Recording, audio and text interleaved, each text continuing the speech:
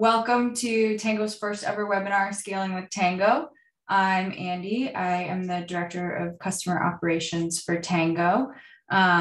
We have a really great agenda. I'm really excited to chat with everyone today. Mimi, Annie, and Jordan, who are three of the people that are up on your screen right now, are going to be moderating the Q&A for us. We also have Dan Giovacchini, who is one of our co-founders and the president of Tango.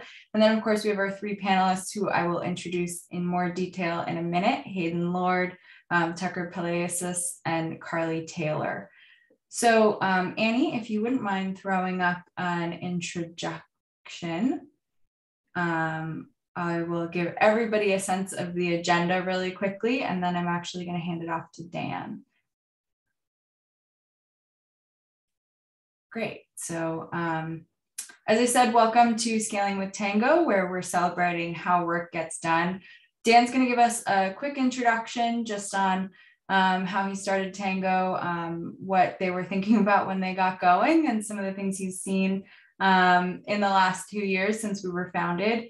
We'll meet our panelists and do a quick rapid fire Q&A. And then we'll have a bit of a more robust discussion where you can ask questions in the Q&A section. As I said, Annie, Mimi, and Jordan will be helping answer those if you have any broader questions on how to use Tango, but also feel free to ask questions to the panelists and we'll try and raise them as we're having our conversation. And then finally, we're going to save the last 5 minutes for a quick sneak peek at the roadmap, because I know a lot of people who are coming have asked about what's coming next for Tango. So wanted to give that opportunity as well. So with that, Annie, you can go ahead and stop sharing your screen and I will hand it over to Dan. Perfect. Hi, everybody, and welcome. Thanks for joining us for our first ever webinar. And yeah, I just wanted to spend a minute talking a little bit how we started Tango and sharing that with you all. So myself, Ken, and Brian, we're three co-founders. And we actually, a couple of years ago, back pre-pandemic, which feels like ages ago, we were really spending time thinking about, just a shared passion for team performance. And then, digging deeper into it, like, why is it so hard to get good at what you do, at work? And then, why is it so difficult to sort of get that, time to mastery in whatever you do? And so we really spent, time looking into it, and we had this idea of, well, what if you could watch and learn from kind of, what the best person on your team does, or, the best person in your role, how they go about their work. Whether that was, at the time, we were like, okay, if you could watch the best investment banker do their model in Excel and learn all their shortcuts, like, that would be really cool. So that's where we started. We went out and talked to a ton of people, and really just got deeper into, if we could help everybody be as best as our top performers on our team, and we can make it easier to actually learn how to tactically do the things that, people need to do to be successful, that would be really valuable and helpful. COVID hit, and it was like, crap, we have to figure out, processes, remote work, onboarding people is not the same, sharing that swivel chair effect of asking somebody how to do something is no longer there. And so we rolled out our MVP, and our MVP was actually, hey, send us a Zoom or a Loom recording, a video recording of something that you do, and we'll send you back the step-by-step guide, the transcription of how to do that. And then we'd love to see if that's helpful for you. So we actually manually went in and wrote out step-by-steps for people, just offered to do that for them based on their videos. And just, we're seeing if that was useful. Fast forward to today, if you guys have all used the product, I think many of you have, you'll see that Tango is now the fastest and easiest way to capture and share how to use software, or, do anything in the browser with the tools you use to do your work on a day-to-day basis. So I'll leave it there. Our vision is really to help people be their best at work, to really enable people, to help coach them, And we think that's even more important in today's work environment. Thank you. Thanks, Dan. So, from where Dan started and described that initial process to today, Monday, January 17th, actually this last Monday was the 2-year anniversary of Tango. So on that day 2 years ago, Ken, Dan, and Brian participated in their first day of an HBS boot camp. So that's the day they officially started working on this idea. We've spent over 1.5 years building and iterating on that idea, which started as almost like a Twitch for work, is what I've heard Ken describe it as. And Tango, as we know it, came out of beta with a product hunt launch in September. And then we've launched Tango Pro, our first paid product, in November. So it's almost ironic that we're a brand new growing company that's helping expand training and expertise. So trust me, we use a lot of Tangos on our own team. If you've ever written into support, you probably received a Tango from us.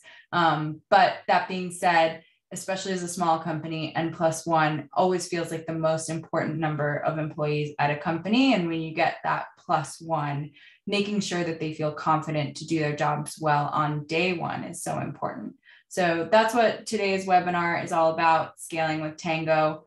Our 3 panelists are at companies that are all in the midst of some impressive growth spurts. So our conversation is going to center around how they're managing that growth and making sure that they remain effective as an organization. So I'm going to introduce our panelists and we'll do a quick rapid fire. So I'll ask you to answer 2 questions as I introduce you. The first is, what's your favorite Tango feature? And then if you can recall, what was the last Tango you created and who did you share it with?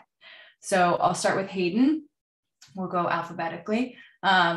Hayden Lord is a CX program manager at Oliver Space, an online home furnishing company with a focus on flexible ownership. His team uses Tango to document their day-to-day processes as they work to eliminate bubbles of knowledge within their growth teams. So welcome, Hayden. What is your favorite Tango feature? Thanks. I think my favorite feature when I was thinking about this is that initial, when you start scrolling through a guide and it has that little zoom in on all the screenshots. And I love it for a couple of reasons. One, because it's that first impression when I send a Tango to someone that hasn't seen one, it's like, wow, this guy's good. How did he put this together so quick? And then 2, it really gives you both that kind of like setting where I am in the page and zoom in on what you actually need to see. And one of the things we found just sending screenshots, it's like, do I send 2, the big and the close, or just the 1? And so it kind of, best of both worlds there. Really nice how it works. Yeah. Great, thank you. So next we have Tucker Pelayus, who is the Director of Strategy at Veritone One, an AI-powered audio and influencer advertising agency. So Tucker has been at Veritone for 9 years and is now using Tango to teach his new hires the tools and processes that he's owned for years. So Tucker, welcome. What's your favorite Tango feature? Hey, everyone. I think the pause capture feature, because as I'm doing some Tangos, people are slacking me, emailing me, and I'm just like, it's nice to be able to pause it, answer someone quickly, and then go right back to it. And it picks up where I left off, like not having to start over, or that I think has been most helpful for me. Yeah, for sure. I am definitely somebody who has 17 tabs open at any given time. And so pausing and then being like, oh, I was showing somebody how to do this and I need to do it. Let me go back to it is certainly helpful.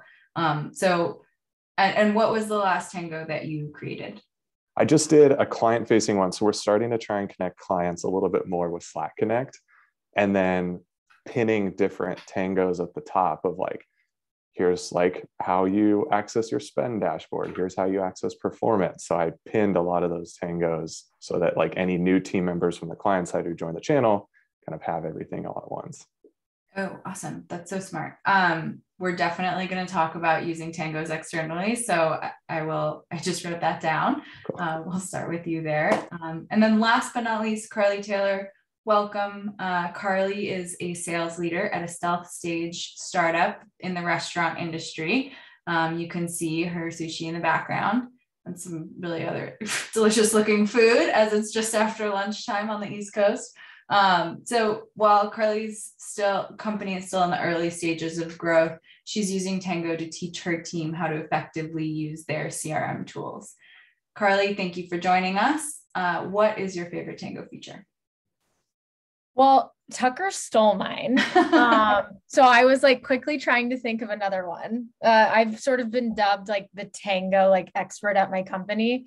So I love the feature that Tucker talked about. I also love how easy it is to delete steps afterwards. I find when I create the tangos, I'm like clicking around in a bunch of different places. And like sometimes I have too many steps in my step-by-step list of what to really do.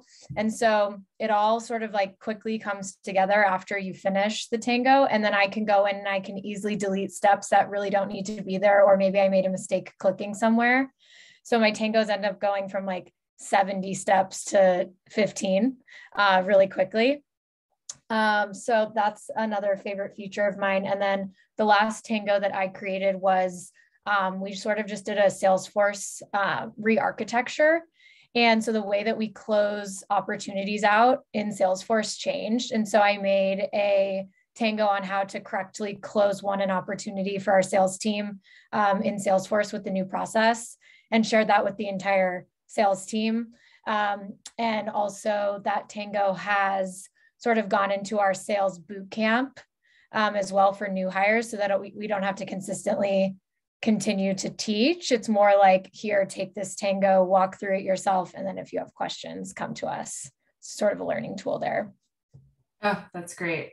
We definitely are going to get into kind of how you're thinking about getting new hires going. But I am curious, and I have to ask everybody, it's almost a cliche question at this point, but it's impossible to ignore. So when you're thinking about collaborating and onboarding today, what is your status? What is your company's status on remote work? Were you guys going back to the office? Do you plan to go back to the office? Carly, I know you are traveling all over, so maybe we'll start with you again and go around.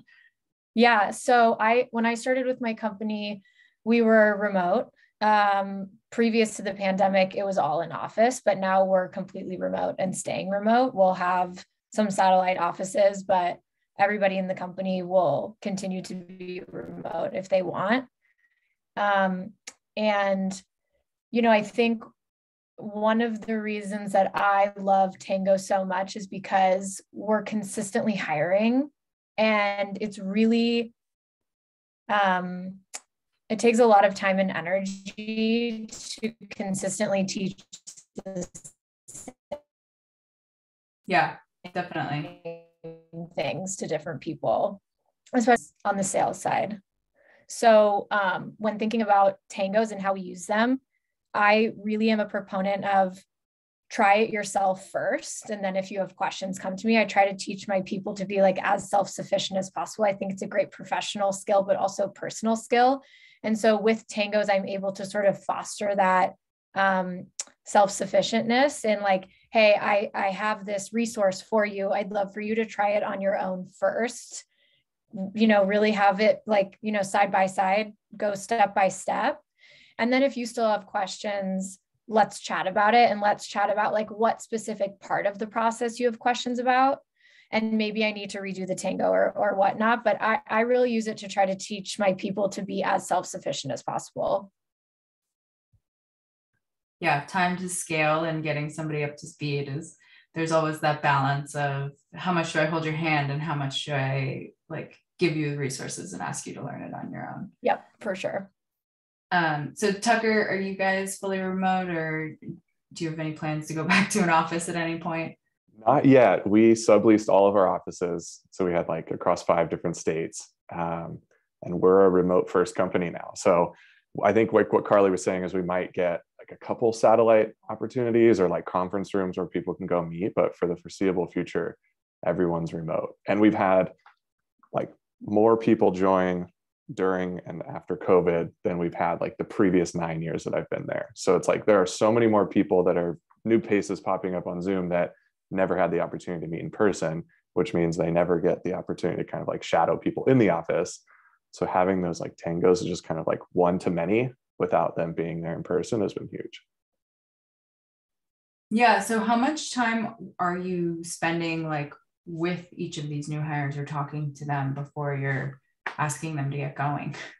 Yeah. So I'm a new team. And so we've only had like a couple people. So there's a lot of like one-to-one kind of shadowing. But the team that I left is also growing. And I was on that team for like 6 years. So there are new hires that I'm trying to help out with, like not totally distracting my time to focus on like my specific team. So I can do a Tango for them and say like, hey, as you're onboarding, like this is stuff that I've learned over the past without having to like, again, like take too much time for that other group. Not that they're not important, but just I gotta kind of stay focused. Yeah. Right. It's such a challenge when you get a promotion or you're moving orgs is I really want to do my new job. How do I make sure that they have the resources so that I don't have to keep going back to do that old job? Totally. Hayden, how about you? Yeah, so my team, we're fully remote. We're actually spread across the East and West Coast.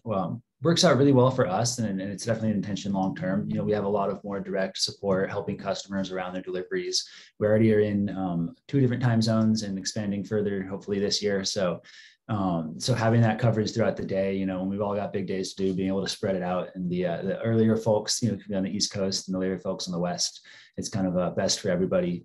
On a larger scale, the company itself, largely remote. And then as we've reached, you know, critical mass in certain areas, you know, the company started in San Francisco. So as COVID has allowed, we've had office spaces there and then gone all back to all at home.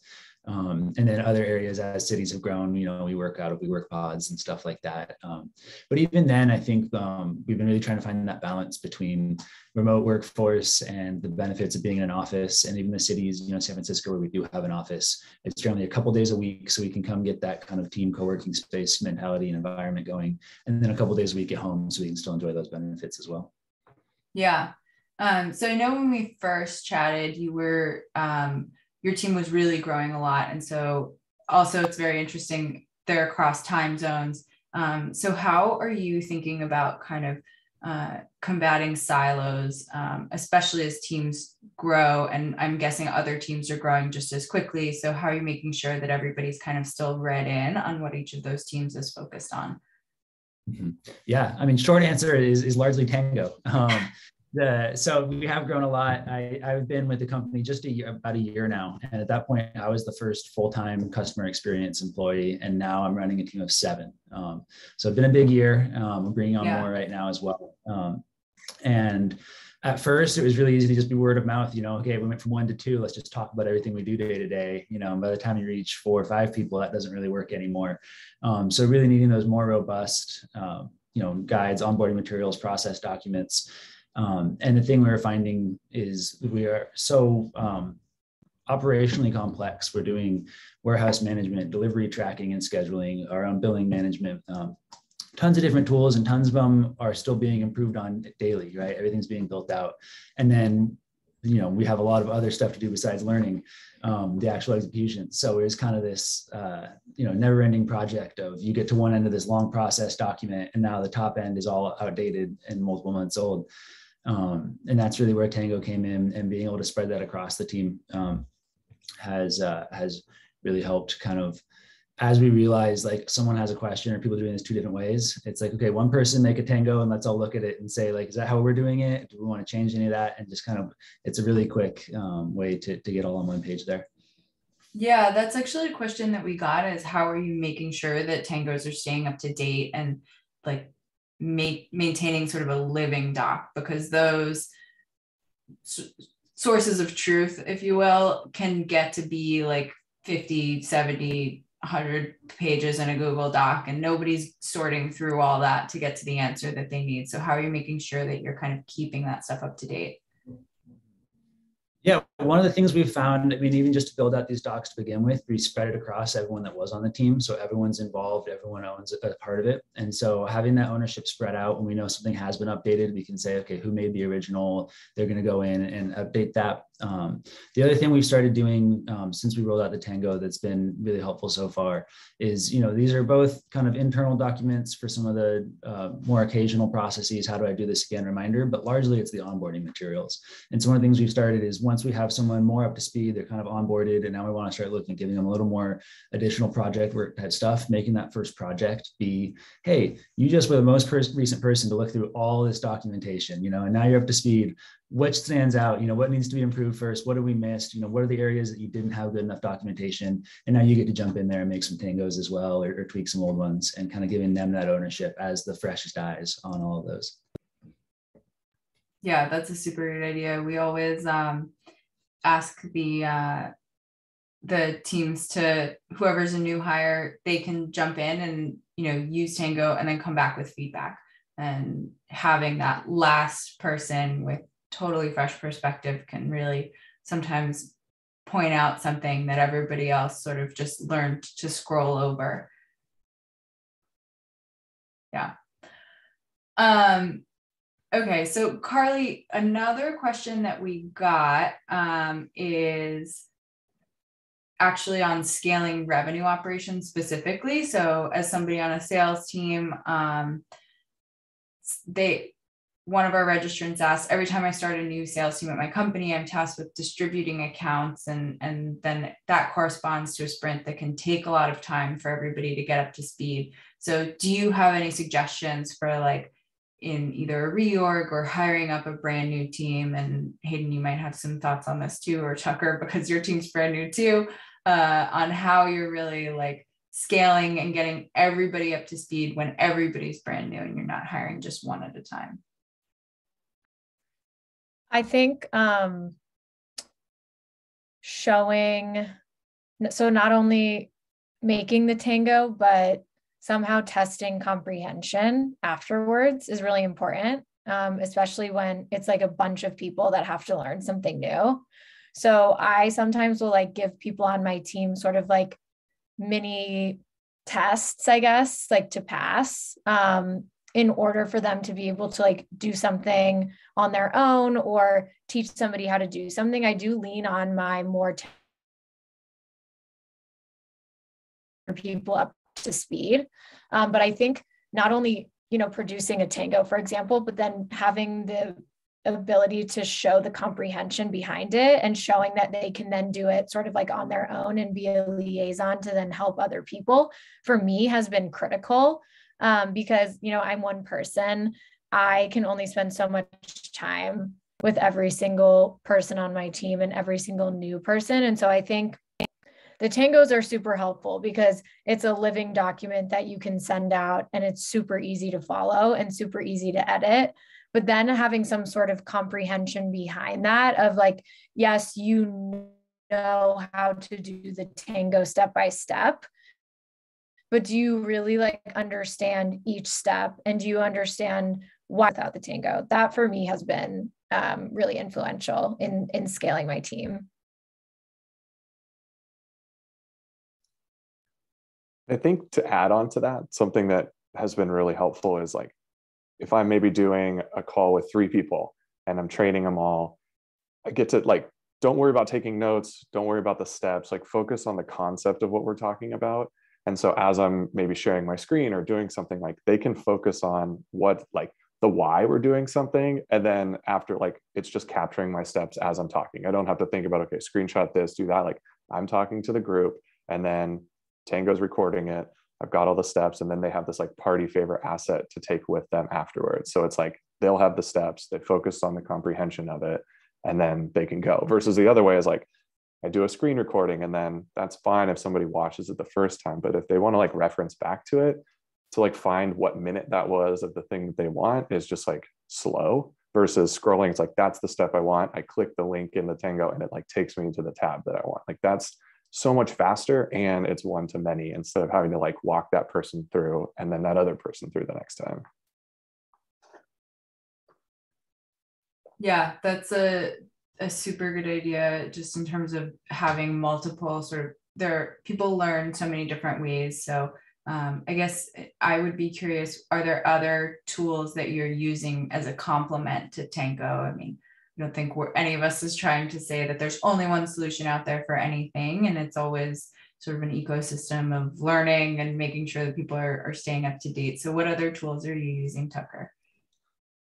I'll do some screen recording just to send through, like for orientation more so that they can kind of see it while I'm talking through it. Then pairing it with a Tango, I think, is kind of a good way to look at both of those. I'd say that's mostly how I'm looking at it. I've kind of moved away from doing like the decks of the processes and what you can do because Tango's replaced that. But that was like a big one before. It was like, here's your deck of the steps of all the screenshots I've made. But tools wise, I think probably those are the main two for the team. Yeah. And then I'm actually interested in, oh, Hayden, sorry, I thought you'd unmuted yourself.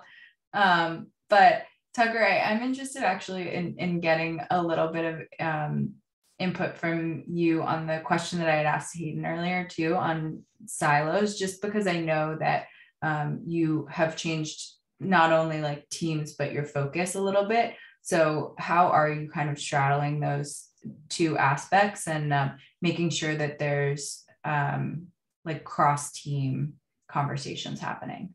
Yeah. That's been big too, because I came from the account management side and now I'm on strategy. So those two teams are still really linked. Like everything we do with the client are together. So I think just by the nature of how we operate, we can't have those silos. But we also work with other departments as far as like creative and analytics. So I think one of the things that's been helpful is like, I used to have to talk to one team and then tailor the conversation to maybe the creative team and then the analytics team. Like, so for example, like if we're onboarding a new client, we're like kind of researching their site and their customer flow and all of those. Like I can go on the website, record a Tango, it clicks through all of the steps. And then after that, I can send that to like our full account team. So like creative gets to see visuals of like my customer flow if I were to purchase. Analytics get to see what pages I hit so that they know what to pixel. And then the account management team seems like the overall flow of that. So that's like one time that I went through the site just for my own edification, but then like 3 departments now have the exact visual that I went through instead of me having to like Slack one, screenshot the other, talk to that team. Like there's no more silo because they're all seeing the same visual that I saw. Yeah, that must be really important, especially in a creative industry. So do you think that makes a difference, or how are you thinking about it from a creative standpoint, especially at an agency? I think we have a surprising number of agency users that started with Tango super early. So we did get a question on using it from a creative and agency standpoint. Yeah, my use case might be slightly different because we're predominantly audio focused, which I think is helpful of being able to record these steps at different pages because you can see that visual, but then see how that customer journey might go through to purchase. And then that helps the creative team like, okay, I visualized the process. Now, how do I translate that into an audio spot?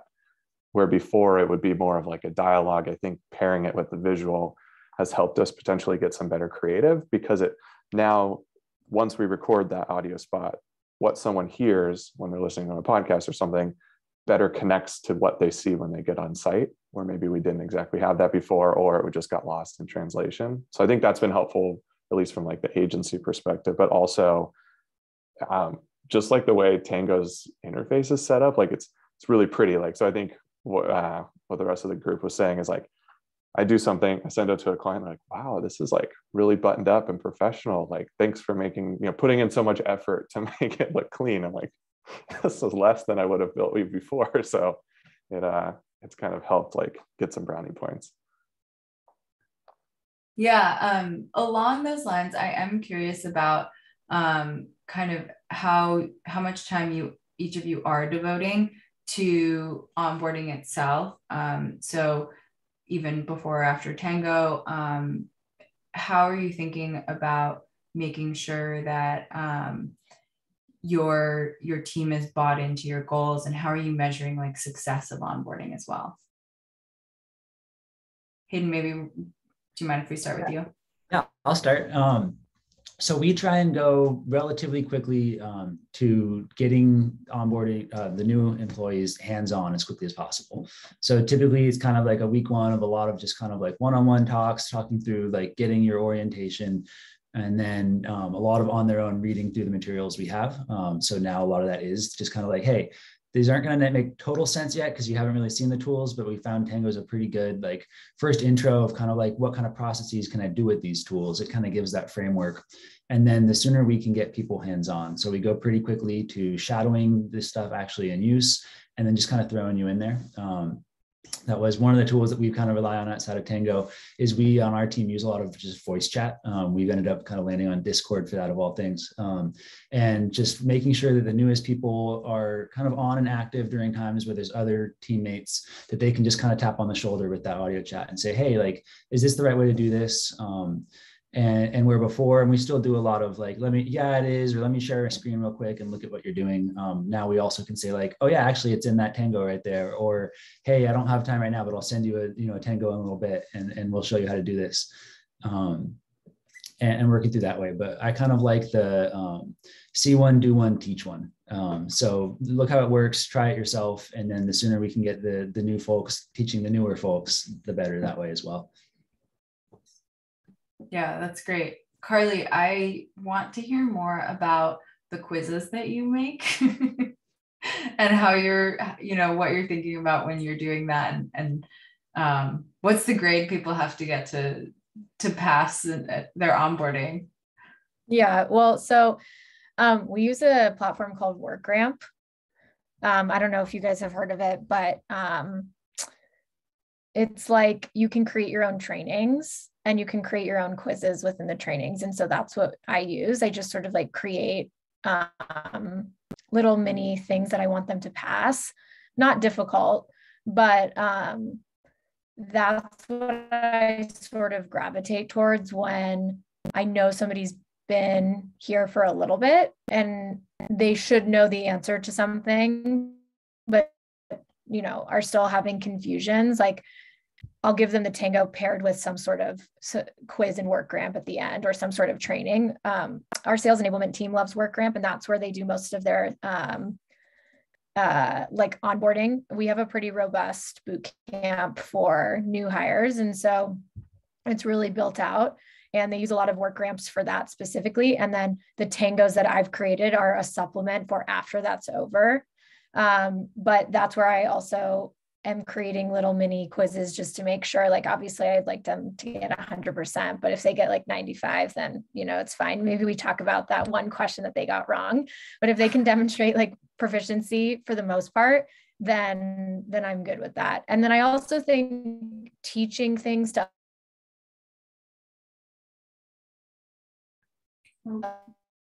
Carly, we might have lost you. Carly, helps you internalize it and memorize it and sort of be an expert in. Really? Can you hear me now? You're frozen. Wait. I think you're back. Okay. Sorry. I'm not getting an unstable connection. Can you hear me okay? Yeah. Okay. Where did I leave? Where did the little quizzes and then the 95 to 100. Yeah, I'm big on other people teaching because I think that helps to internalize it and memorize it yourself. Carly, we might come back to you. It's just your answers are stretching out a little bit. Yeah, we're lagging on your video a little bit. So I do want to go back to what Tucker was saying actually about the external use case, and how you're using it to onboard your clients. Can you give us a little bit more detail on that?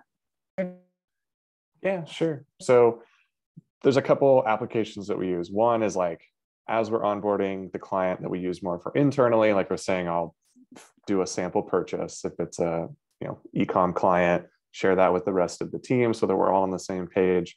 But then also there's onboarding clients for the things that they'll want to see on our side. So like we have internal dashboards that they can see spend, they can see performance for their media.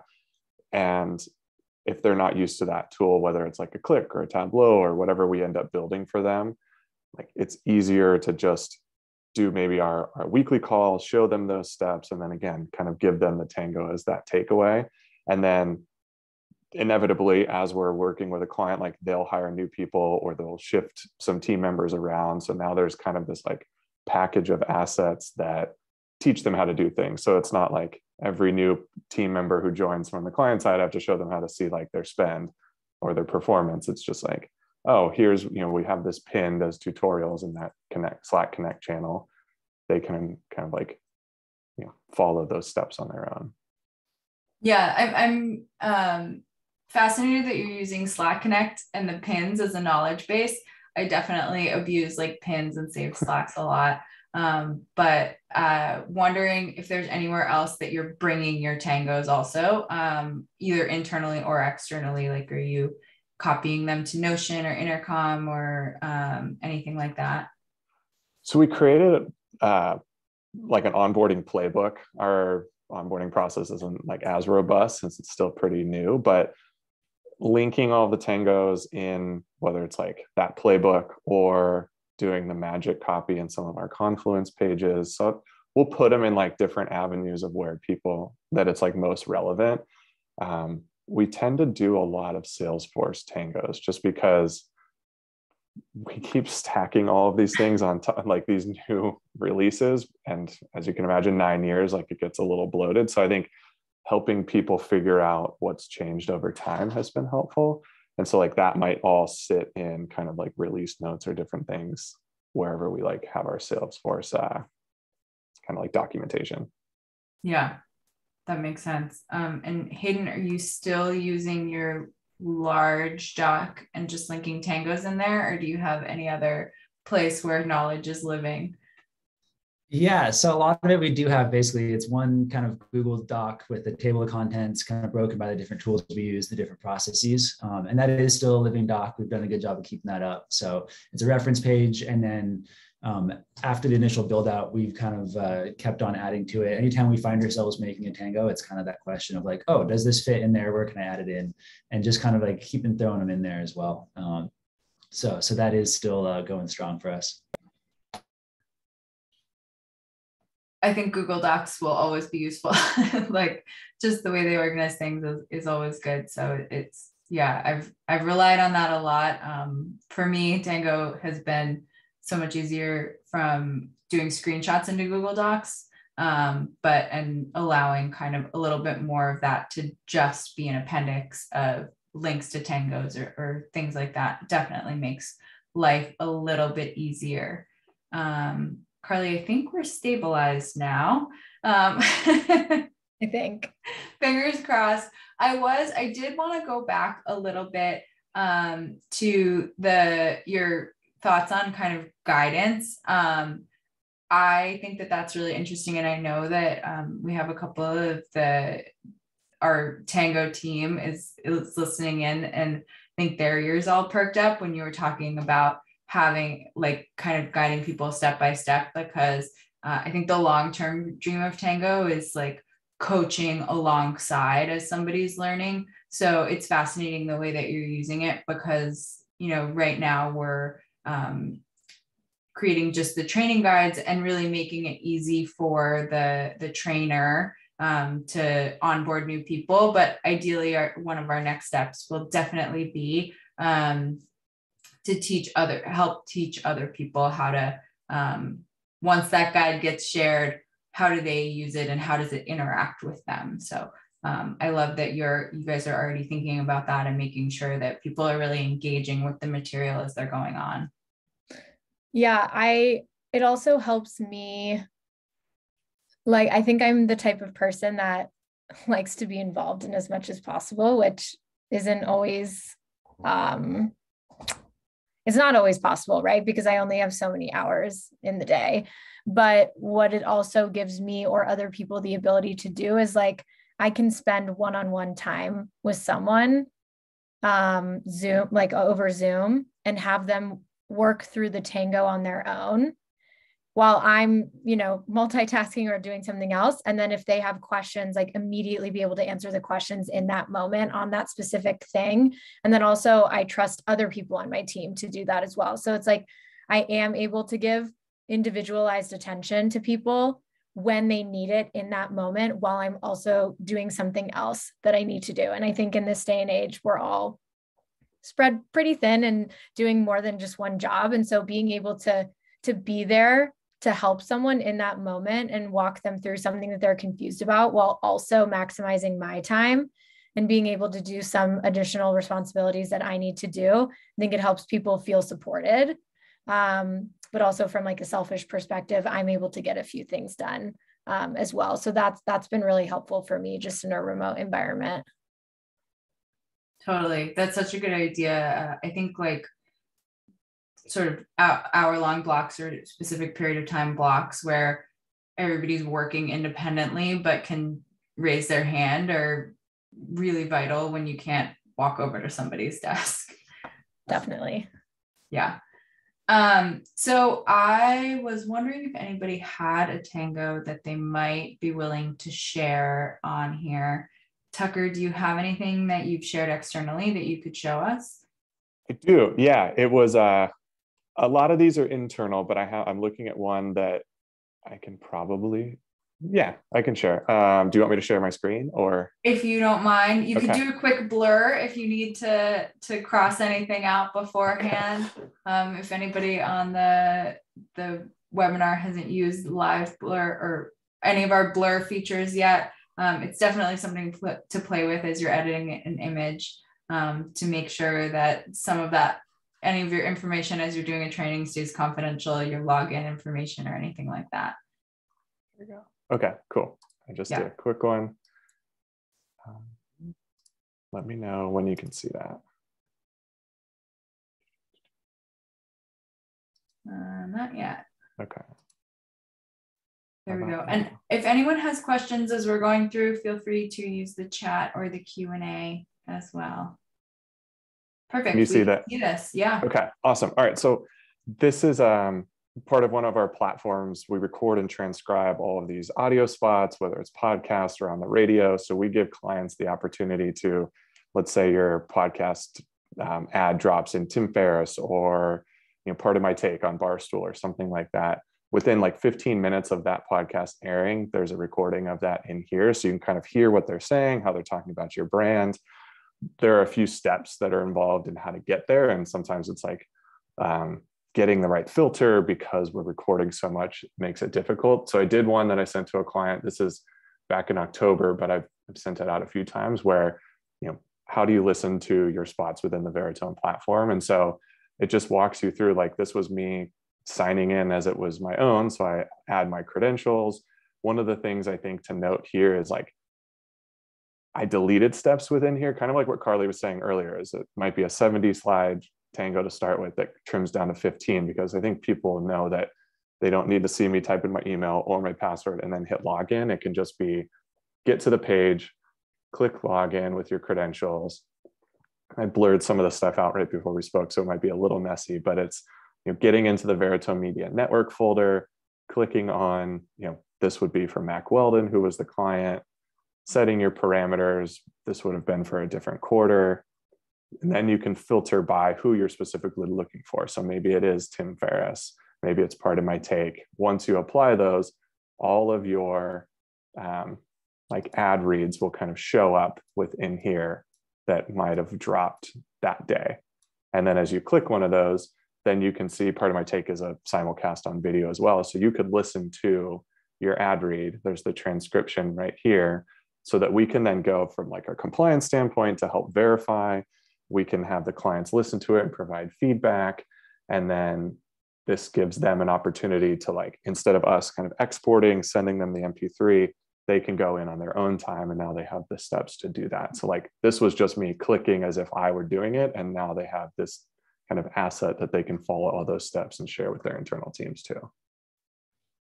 Yeah, this is great. And are you pinning this to Slack? I think I see a couple of questions from Z about what does your onboarding playbook look like? So do you have a external onboarding playbook for your team to send out, or do you have an internal one and then your team kind of just goes through the process?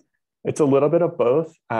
We'll share some of these links if we have, any shared Google Docs or anything with clients for some of that onboarding.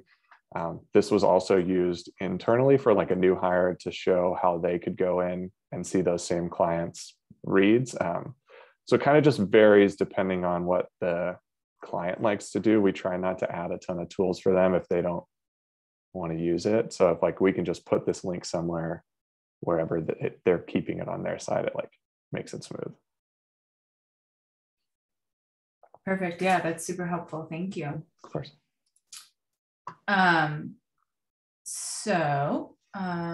I'm looking at a couple of these other questions. He's asking about if we're going to add video recording. I think we at Tango are thinking about different ways to, talking about people are learning different ways, thinking about GIFs, thinking about audio.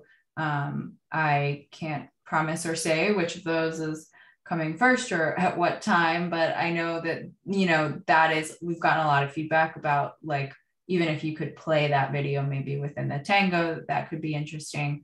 And then he's asking about if we're going to allow a log to see all the changes that happen over time. And version history is definitely a very useful feature that I know a couple of other tools employ. And so I think we are also, you'll see that it's something that is definitely on the roadmap for 2022. So it's something that we'll be thinking about a lot more. Okay. So Will is asking, how much editing do panelists usually have to do post capture? So Tucker and Carly, you guys were both asking or mentioning deleting steps. How much are you editing after you capture the full experience?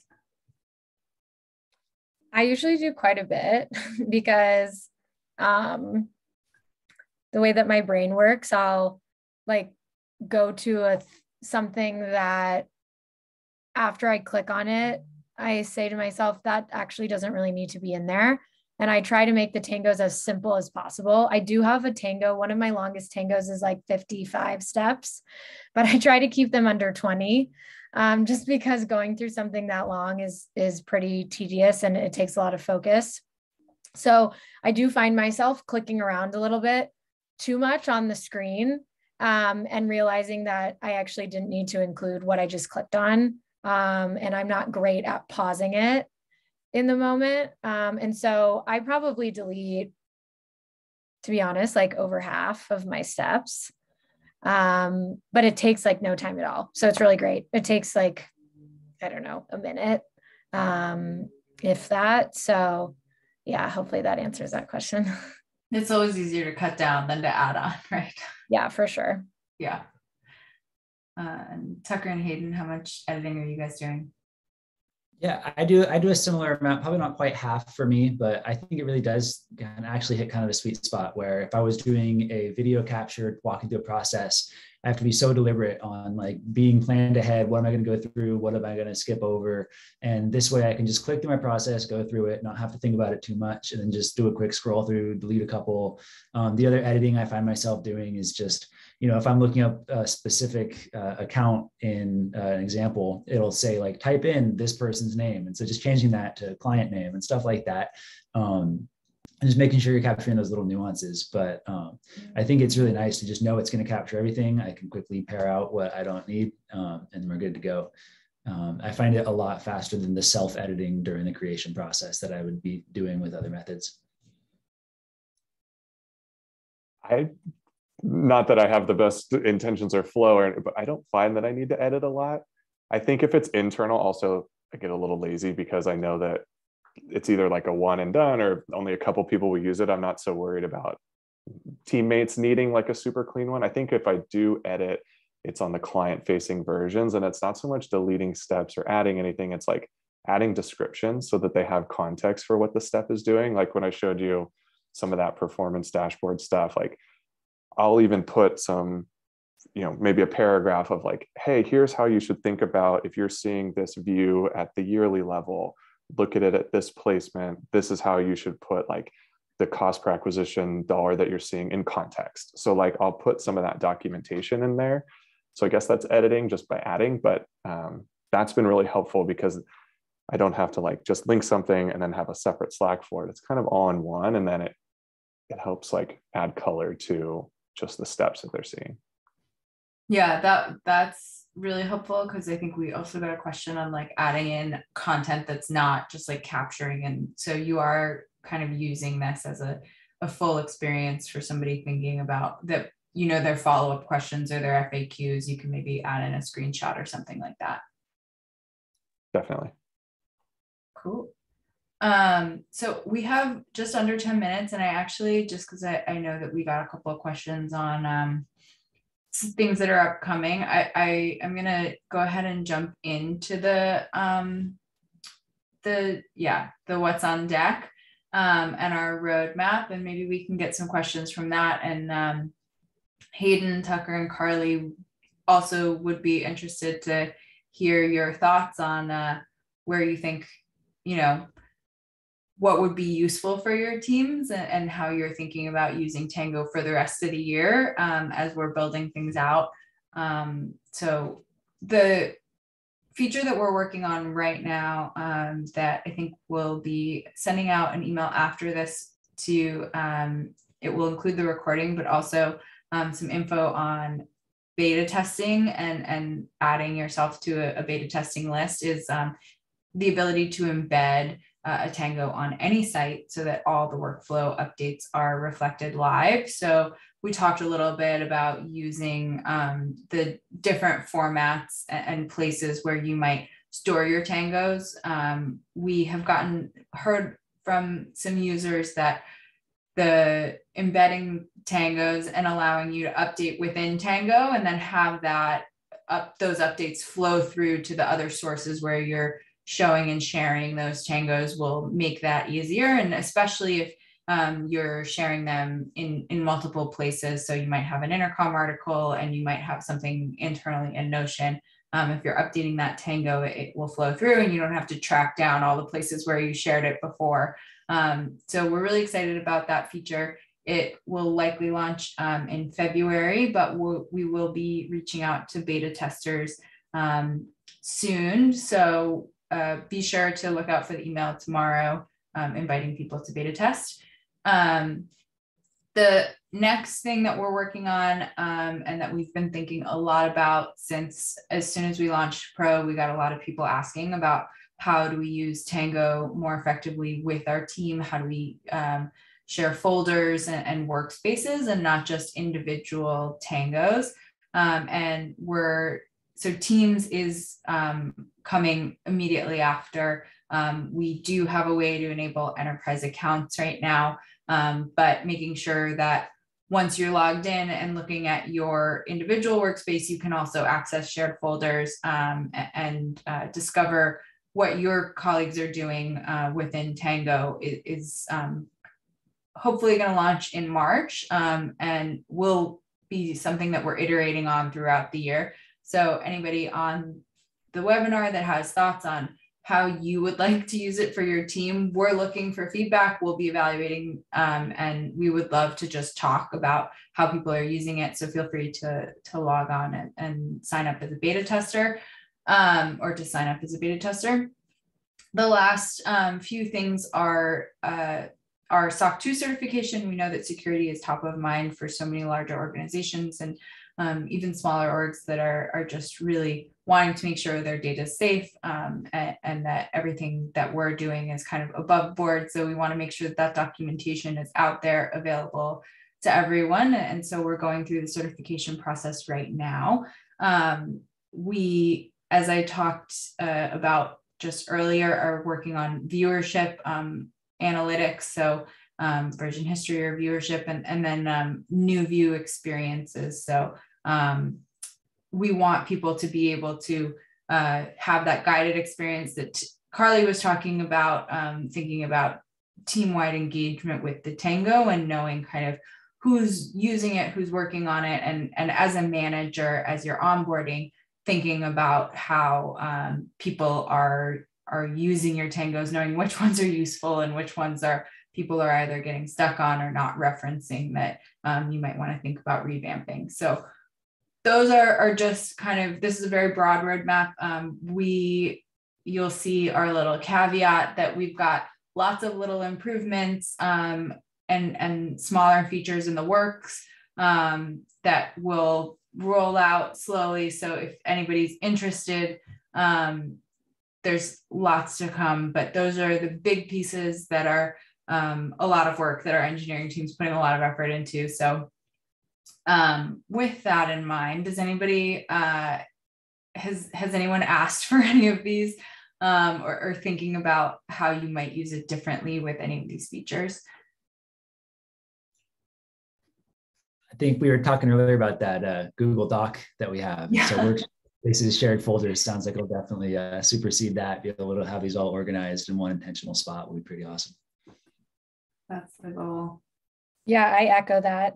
I'm super excited about that. I think when you and I first spoke, Andy, that was like some of the feedback I gave you of like what I would hope for. So that's great. And I think since it's not, at least the way that we use it right now, I'm sort of like the keeper of the Tangos because I have the Tangos that I've created. And then if somebody else has Tangos that they've created, I can't necessarily see them or we don't have that visibility. And so now it's like with this, we'll be able to sort of delegate creating different Tangos and having, certain people own certain parts of the updating and upkeeping and whatnot. So I'm super excited about that.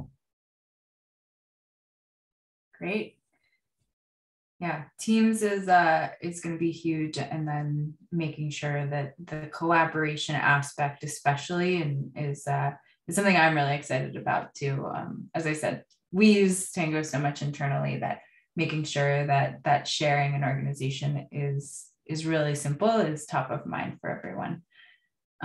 So we have 2 minutes left. Are there any parting thoughts anyone wants to leave us with? Any last minute questions you want to get in, please let us know.